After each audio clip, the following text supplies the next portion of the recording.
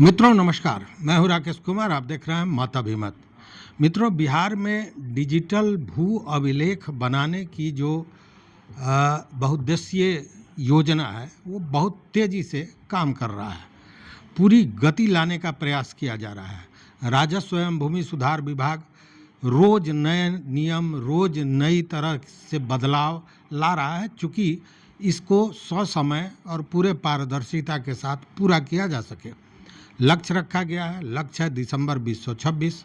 लेकिन जब व्यवहार में ज़मीनी स्थिति देखी जा रही है तो उसमें तरह तरह के व्यवधान आ रहे हैं, तरह तरह की परेशानियां आ रही हैं और इन परेशानियों से रैयत कहीं न कहीं रोज़ दो चार हो रहे हैं। और यही कारण है कि सारे प्रयासों के बाद भी जिस सोच के तहत ये काम हो रहा था, जो अपेक्षाएं थी कि इतना जल्दी ये काम होगा, वह बाधित हो रहा है। जबकि यह भी स्पष्ट है कि विभाग संकल्पित है कि हर हाल में इसको पूरा करना है। इसको लेकर आपने देखा भी होगा कि इसको लेकर सुपौल के जिलाधिकारी ने लगभग 5 दर्जन से ज़्यादा राजस्व कर्मियों को निलंबित कर दिया।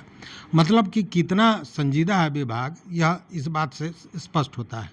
और इस बात से भी स्पष्ट होता है कि जब जब विभाग समीक्षा कर रहा है, उसको लग रहा है कि कोई वैसी चीज़ है जो रैयतों को परेशान कर रही है, जो रैयत जिसके चलते अपने कागजात सुपुर्द नहीं कर पा रहे हैं, दावा पत्र नहीं दे पा रहे हैं, उसमें लगातार छूट ढील दी जा रही है।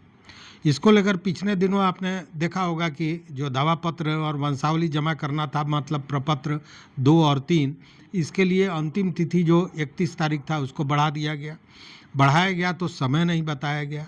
समय ही नहीं बताया गया, आज भी वो ऑनलाइन और ऑफलाइन जमा किया जा रहा है। मतलब कि पूरी तरह छूट दी गई है कि यह काम होते रहे। हालांकि इसको लेकर तमाम तरह की बातें होती रहती हैं। कोई कहता है 10 दिन बढ़ा, कोई कहता है 15 दिन बढ़ा, लेकिन ऑफिशियली कोई भी ये बंद करने का, ये पोर्टल बंद करने का कोई भी अभी तक कोई सूचना, कोई नोटिफिकेशन विभाग की तरफ से नहीं आया है और यह पूरी तरह काम कर रहा है। वहीं इस मामले को लेकर आपने देखा होगा कि मंत्री जो हैं संजय सरावगी, उन्होंने स्पष्ट कहा कि जिसके पास भी जो कागज़ है उतना ही कागज़ देकर, जो वैध कागज़ उनके पास मिल रहा है उसी के आधार पर वो अपना दावा पत्र जरूर प्रस्तुत कर दें। यह बहुत आवश्यक है। बार बार वो अपील भी कर रहे हैं। और साथ ही चीज़ों को और सुलभ बनाने के लिए आपने देखा होगा कि वंशावली में भी कई तरह के परिवर्तन किए गए। अदलैन बदलैन एक बहुत बड़ा प्रॉब्लम था, चूँकि हमारे पूर्वजों ने कोई ज़मीन अदलैन बदलैन कर लिया था।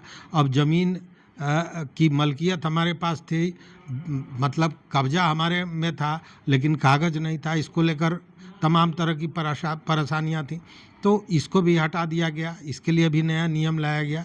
इस पर हम पिछले वीडियो में बता भी चुके हैं। तो लगातार ये चीज़ हो रहा है। अब ज़रा एक विहंगम दृश्य हम लोग डाल दें कि बिहार में अभी तक क्या हुआ। तो देखिए, अभी तक बिहार में 15,23,332 जमाबंदियों को तैयार कर लिया गया है। मतलब उनका दावा पत्र हुआ होगा, दावा पत्र वंशावली दिए होंगे, उसका सत्यापन हुआ होगा और सत्यापन के बाद जमाबंदी तैयार हुई होगी। तो जमाबंदी जो तैयार हुई है वो है 15,23,332, जिसमें से 14,09,278 ऐसे जमाबंदी हैं जिनको पूर्णतः सही पाया गया है। मतलब कि सत्यापन के बाद उसमें कोई गड़बड़ी नहीं पाई गई है और वो जमाबंदी पूरी तरह सही है, स्वच्छ है। जबकि 1,85,946 ऐसे जमाबंदी हैं जिनमें कोई ना कोई त्रुटियां पाई गई हैं। अब उन त्रुटियों का निराकरण करके और उस जमाबंदी को पूरा किया जाएगा। देखिए, अब तक अगर देखें तो 8,57,316 स्वघोषणा पत्र जमा हुए हैं। 8,57,316 घोषणा पत्र जमा हुए हैं और इसमें से 19,707 अभी तक अपलोड नहीं हो पाया है। बाकी सब अपलोड भी हो गया। अब आपको याद होगा, कहा गया था कि प्रपत्र 5 के तहत सारे डॉक्यूमेंट्स को भर लिया जाए, जो भी अमीन है उनको कहा गया था। तो प्रपत्र 5 के तहत 1197 राजस्व ग्रामों में काम शुरू हुआ था, जिसमें से 834 ग्रामों में यह कार्य पूरा भी कर लिया गया है। मतलब प्रपत्र 5 जो आप दावा प्रस्तुत कर रहे हैं, वंशावली दे रहे हैं, उसी के आधार पर अमीन को भरना था, चीज़ों को समझ बूझ कर जांच करके, तो वो हो चुका है। दूसरी ओर अगर देखें तो हवाई सर्वेक्षण की चर्चा चल रही थी, मतलब आर्थोफोटोग्राफी की, तो आर्थोफोटोग्राफी भी हो गई है और उसको उसी के आधार पर डिजिटल जो नक्शा है वो तैयार कर लिया गया है। लेकिन अब डिजिटल नक्शा और ज़मीन के पर आने के बाद तमाम तरह के मामले आएंगे, इसमें भी कहीं शक नहीं है, क्योंकि डिजिटल नक्शा तो जो स्थिति है उसी पर है, लेकिन बहुत सा ऐसा ज़मीन है, बहुत सा ऐसा खेसरा है जिसमें ज़मीन ज़्यादा है, कहीं ज़मीन कम है, किसी ने छेक लिया, किसी ने घेर लिया, तो ये सारी परेशानियां भी अभी आने वाली है। लेकिन सबसे बड़ा मामला क्या है कि ये जितने भी दावा पत्र और वंशावली आए हैं, जब तक एक एक का सत्यापन नहीं हो जाता है, तब तक यह जो सर्वे है वो पूरी तरह चुनौती बना हुआ है।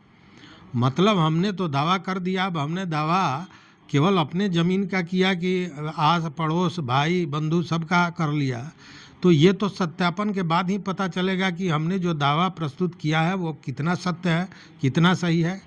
तो इसके लिए ज़रूरत पड़ेगी सत्यापन की। मतलब कि जब तक सत्यापन नहीं हो जाता है तब तक यह विभाग के लिए चुनौती है, पहली बात।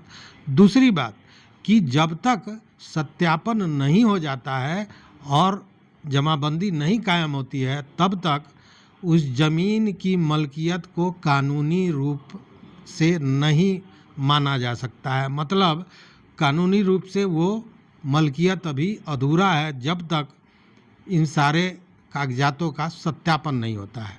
तो ये सत्यापन जो आपने दावा पत्र दिया, जो वंशावली दी, इसका सत्यापन बहुत महत्वपूर्ण है और यही कहीं ना कहीं आपकी मलकियत को कानूनी दर्जा देने वाला है। इसलिए मैं भी अपील करता हूं अपने मित्रों से कि जिन लोगों ने अभी तक दावा पत्र नहीं दिया है वो दावा पत्र दे दें। अगर कुछ कमी होगी किसी कागजात की या किसी चीज़ की, तो वो व्यवहारिक पक्ष है, जब ये सत्यापन होने जाएगा उस समय भी उसको उपलब्ध कराया जा सकता है। लेकिन अगर हम दावा ही नहीं करते हैं तब यह बाद में परेशानी का सबब बन सकता है। इसलिए मैं भी कहूँगा कि जिन लोगों ने अब तक अपना दावा पत्र नहीं दिया है वो दावा पत्र दे दें, बेहतर इसी में है। तो स्थितियाँ यही है अभी सर्वे की। देखते रहिए मत अभिमत, जो भी सूचनाएं होगी फिर हम आपके सामने प्रस्तुत करेंगे।